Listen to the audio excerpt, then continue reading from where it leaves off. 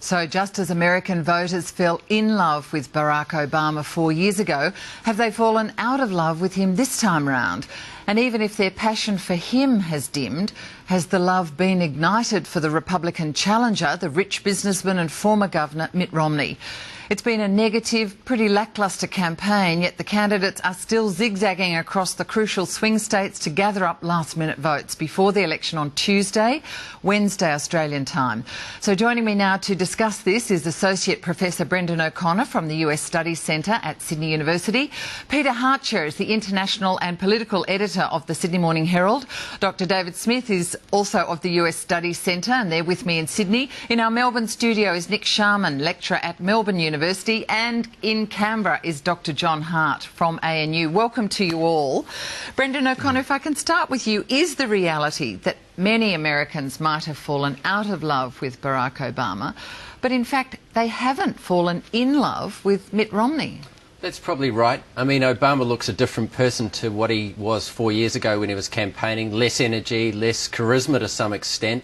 But I think there's enough Americans who will just get him over the line. I don't think it's going to be an overwhelming victory, but it's probably a narrow victory. His advisors watching Ohio as always very closely. But I think in the final analysis, he's probably just done enough, and he's been fortunate that Mitt Romney hasn't been the greatest candidate for this year. Peter Hartcher, what's your view about that? That perhaps Mr Romney hasn't really captured their imagination? Well, that's right. It's a two-step process, isn't it? The basic Romney approach was, we're going to make this a referendum on the economy. That's the only thing at issue here. And so he didn't bother cementing a favourable image with the American public.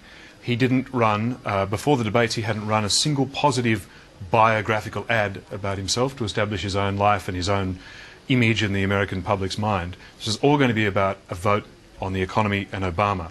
But of course it's not that simple, because that's the first step. The second step is, the first step is, what do I think about the incumbent? The second step is, but am I comfortable with the alternative? And that's where he failed. David Smith, what's your view? There was a survey, I think it was done by Pew, that found that over 80% of people who planned to vote for Barack Obama believed that they were casting a positive vote for Barack Obama. 57% of people planning to vote for Romney are planning to vote for Romney, and the other 43% are planning to vote against Obama. Now, that's an improvement. Isn't that often the way, though, that you actually vote against the incumbent because you're cranky with them or sick of them? That's true, and this is an improvement for Romney. Prior to the first debate, it was actually 43%. Oh, really? Of people were planning to vote positively for Romney, and 57% planning to vote against Obama. I mean, I think there's actually a unique animus against Obama this time around. I don't know if he's more hated by Republicans than Clinton actually was, but he seems to have become a real just focal point for hatred. And if Romney wins, it's going to be, which I don't think is that likely, but it will be that gets him across the line, not a "we love Romney" vote. What you just said is supported in polling, that he is more unpopular than Clinton was, and that the polarisation and partisanship has become more intense. Because we can remember how vicious they were towards Clinton, but Obama even more so. Nick Sharman in Melbourne, what's your view of this? They've fallen out of love with Obama, but have they embraced Mitt Romney? Well, they certainly haven't embraced Mitt Romney. I think that Mr. Romney, Mr. Obama's done a very good job of painting him as a corporate manager. And I think in a time when Americans have experienced, great sort of privation at the hands of what they perceive as the big end of town, that I think this representation of Mr. Romney as a corporate manager has been something which the Democrats have done well, and certainly sort of, creating fear in the middle class that, people are still struggling, and that if Mr. Romney gets in, then it's going to be, back to the sort of Bush era sort of situation. The only thing I will say is that I think that in the first debate, Mr. Romney actually did in some ways sort of shake off some of this corporate manager sort of feel, and he seemed a bit more likeable, and I think that's, David mentioned the fact that more people are voting in a positive way towards him. I think that's partly because people have maybe seen him as a little bit more likeable since the debate, so he's to an extent, shrugged off some of the negative image which the Democrats have been quite successful in painting him as. John Hart? Well, I don't think any of the baggage that's been associated with a Romney candidacy is stuck, and I think that tells you something about how the Republicans, how voters feel about Romney and what they're doing in this election. If you remember back to the Republican nomination contest, Romney was the front runner right from the start, but the whole contest was about finding a candidate who was anybody but Romney. He did very badly in appealing to the Republican base in the primary contest. He's had problems about his gaffes. He's had problems about his tax returns and the 15% tax return that he did declare. He's had problems about things like the 47% statement. The so-called foreign policy credentials trip to London was an absolute disaster. And none of that's having any impact. So I think what it tells you is that maybe this election is a referendum on Obama, and Romney is simply the anybody but Obama for those people who do detest him as much as they obviously do. Okay. Can I pick you up on that? I would argue that it has stuck. This shouldn't even be close. Yeah. Here you've got an economy in protracted economic pain. You've got 11 million homes with negative equity, unemployment at nearly 8%, and yet he had 44 quarters of flat growth, essentially. So you mean it should be laid down Obama as should air. be gone? Obama should be history. Going out the door. He should be history. Instead, it's a very close outcome and possibly an Obama victory. I agree, and if you look at the way that the Democrats were running attack ads against Romney from January, they realised that he was the likely winner of the Republican primary, and anyway, if anyone else won, they would hardly need to campaign against them. So they've been campaigning against Romney in those swing states from the beginning. And that's why the debates didn't move the needle as much for Romney in these critical swing states as they did across the rest of the country. Because these states had just been bombarded with negative advertising reinforcing this image of Romney, the corporate raider. Whereas for most Americans, the first time they really got to see Romney was in that first debate. So there's a US pundit called Charlie Cook who referred to it as the scar tissue that Romney has in the swing states, means actually this stuff has stuck. Okay, Brendon? I think that's probably right. I mean, there was a time when Romney was ahead in the national polls, but still looking like he was going to lose on the Electoral College, and the Electoral College is ultimately all that counts. So I think Obama is, very close now on the national polls. I think that... Well, sorry, go on. I was just going to say, let's have a look at those polls. The latest polls, as we go to air, the New York Times is reporting the average of 12 national polls on Sunday night, their time, has Barack Obama 1.3 percentage points ahead. I think 3 of the polls have it as a tie, and 9 have Obama in front. So now... Were you going to go on and talk about the polls in those swing states? Are they starting to line up with the national polls? Well, I think Obama has just had this healthy lead in Ohio. If everyone's thought the election's about Ohio, Obama has been doing very well there. He's also got opportunities in Virginia, it looks like, and if he could take one of those two, I think the presidency is his to continue. If he loses both of those states, which is not inconceivable, then it makes it very hard for him, I think, to win the presidency, and Romney has a chance. I think Romney's chance, as the polls stand at the moment in those states, is slim, but it's not, inconceivable. Yeah, so David, do you think if they've got to get either candidate has to get the Electoral College votes in Ohio and Virginia? One shorthand way of looking at it is Ohio, Virginia and Florida are the biggest 3 swing states. Romney has to win all 3 to win. Obama only needs 1 to win. Obama could conceivably even do it without Why do you say one of that? those.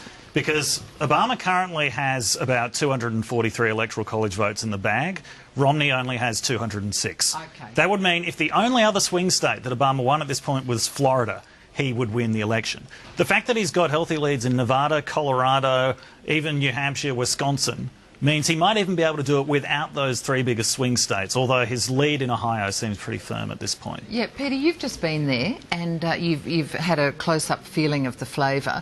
Can you see these important swing states? Did you get to any of them, or were you mainly in the northeast? I was essentially in Washington, D.C., trying to arm myself with key bits of information and analysis. But it is quite striking that, and David alluded to this earlier, what Charlie Cook called scar tissue in the piece of mine on the weekend. So thanks for citing that. But it is interesting that, in Charlie's words, Charlie, the independent US political analyst's words, Obama took a baseball bat to Romney's head in the swing states all this year, in the first half of the year, and so badly damaged his image as not just a corporate manager, but as a corporate vampire that's stuck. And the rest of the country's got a slightly kinder image, but in the swing states, it's the damage is just too bad. Okay, and you cannot win without getting some of those key swing states, as David and there's a popular Brendon miscomprehension that the Americans have election by popular vote. It's not. The popular vote's irrelevant. It's all about the Electoral College. Okay, Nick Sharman, most commentators seem to be saying, you know, while it might be a bit neck and neck, Obama ahead by a nose, but the Republicans are still saying they will win. Dick Morris and Karl Rove, among others, are saying that Romney will get enough Electoral College votes to get there. Well, they would say that, wouldn't they? I mean, they can't give the game away at this stage, can they? I think it's interesting just the point about Ohio. I mean, I agree that you know, they have been really targeting these swing states, and particularly Ohio. The unemployment rate is a bit lower than the national average at 7%, and also the white working class who haven't actually been voting for President Obama in the previous election, that they're actually supporting Mr Obama to a greater degree in Ohio. And I think that's partly due to the selling of the auto industry bailout, that's something which, you know, a lot of jobs are in the auto industry in Ohio. And I think that's something where there's been an advantage due to the actual nature of that particular state, which is benefiting President Obama at this stage. But yes, I mean, of course, not that he would have done that with the election in mind, wouldn't have had the bailout in mind for this very occurrence. But anyway. Oh well, I mean, I think that's true to an extent. I mean, you know, and particularly Mr Romney with not supporting those bailouts, and you know, the sense of this corporate vampire, which was mentioned before. I mean, that sort of, again, he can be painted in that way, and I think that, you know, the Democrats have done quite a good job at actually focusing on these key states and thinking about what the issues are, and particularly, you know, they have to do that given the state of the economy, which has been mentioned before, which is really not that good, and so they have to really go after Mr Romney in the way in which they have. Yeah, John Hart, what have been, is there one line that can sum up the central differences between both candidates' pitch to voters? I think you'd have to say that President Obama has been pretty consistent in his campaign. He's campaigned on his record. And basically what he's been promising voters is more of the same kind of leadership in very, very difficult circumstances. Romney, on the other hand, has flip-flopped. He's flip-flopping every week. He's reinventing himself every week. He had to, in order to win the Republican nomination, he had to go so far to the right to appease the core Republican base, which I don't think he ever did totally successfully. And, you know, one of the things that hasn't stuck is that everybody was saying, well, he's moved so far to the right that if he comes back to the middle, he'll look a total hypocrite. Well, he has come back to the middle. I think he does appear to be a hypocrite. But for a hypocrite to be hitting about almost 50% of the vote is a little strange. But he did come back to the middle in that first debate, and President Obama didn't call him on it. I mean, so he was allowed to get away with it by the other candidate. He was. I mean, why Obama was like he was in the first debate is really hard to explain. I mean, he clearly wasn't prepared for what happened, but I think one of the factors was that for most of this year, Obama has been sitting back watching the Republican Party tear itself apart in public during the nomination contest. He, of course, had no opponent, and I think he probably got a little bit complacent. Maybe he would have been a better campaigner if he'd have had some opposition in the Democratic primary. I mean, it wouldn't have... I don't think there was ever any risk that he would lose the nomination, but it would certainly have helped his performance a bit. Brendon O'Connor, biggest mistake of Mitt Romney in the campaign? Well, a series of gaffes that are really sort of death by a thousand cuts to a certain point, but then this point John's making, that there's enormous political amnesia. You seem to be able to get away with a lot of faults and problems, and the public will be forgiving at these crucial moments towards the end of an election. So I think people wrote Romney off all year and have been very surprised that he was able to come back in some regards. I suppose I was less surprised because I always thought he was probably a better candidate than the comedy act on Romney. And he was a reasonable speaker. He obviously presents well. There are faults with him, but I don't think... He's been a very clever, successful guy too.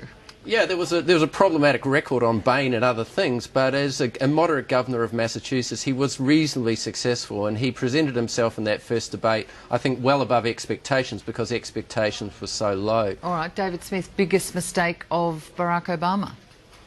I think that first debate is basically the only major misstep of the campaign. And as John said, it's really inexplicable to this day, that performance, to the extent that afterwards heartbroken Obama supporters were coming up with explanations like there must have been a national security crisis, this is some elaborate jiu-jitsu act, neither of which seems to have turned out to be true. He just had a bad day. Everyone has them, but he had them at the most inopportune time possible. One of the late-night comedians had an explanation of sorts. He said that the Secret Service intercepted a guy after jumping the fence at the White House. After talking to the man for several minutes, they managed to persuade President Obama to go back into the White House and finish serving his term. He really didn't seem like he wanted the job in that debate. Well, that's right, exactly. Peter, just briefly... Oh, sorry, go ahead. I was just saying there's actually been, some comments about from Maureen Dowd and some of the other commentators that President Obama in office has seemed a lot more aloof, a lot less engaged, that he finds the process of smoozing people and engaging with, contributors as well as with, to get opposition votes, that he doesn't like that process, and that this sort of response in the debate was partly, part of this sort of character flaw which has characterised what his time in the White House has actually been about. Yeah. Peter Harcher, the effect of Superstorm Sandy, even the Republicans are saying that disadvantaged their candidate Mitt Romney. I mean, did it actually help Barack Obama enormously? I don't think we have evidence to support that. I think the only thing we can say with actual certainty is that it didn't do anything to harm Obama. As you would know, the ABC Washington Post poll had almost 80% of people saying Obama's handling of the storm was either good or excellent. But doesn't that play into their thinking about voting? Yes, but does it change their voting intentions, especially when the hardest hit states weren't swing states? They were firmly already in the Democrat column. I mean, states like Pennsylvania, swing states, Ohio, let's get a bunch of rain. It's not a natural disaster right. For them. So I think we can say it didn't harm Obama. Did it harm Romney? Did it interrupt his campaign? I don't know, but we can certainly expect the Republicans to blame it. All right, David Smith, just before we have to go to a break, what was the real import, do you think, of New Jersey Governor Chris Christie sort of so publicly showing the love towards Barack Obama? There's a very simple lesson from this, which is don't screw over someone from New Jersey, which is what Mitt Romney did back with the vice presidential pick. It also shows that Chris Christie probably suspects that Obama's actually going to win this election. And that's why he was already trying to paint himself as the candidate for 2016, as someone who can work with the other side. That's interesting. So they should have learnt from The Sopranos long ago. They really should have learnt from The Sopranos. But the New York Times columnist Maureen Dowd reckons it really showed, quote, no deep tie nor real respect for Romney by his own side. I think that's right. I think that's the way that a lot of Republicans actually feel about Romney. And when this campaign is over, if Romney loses, they'll stop pretending that they ever liked him in the first place. And a narrative will develop about, well, maybe if we'd picked a genuine conservative, we would have been able to win this election. And it will be completely the wrong lesson to take away from this. All right, we're going to take a short break.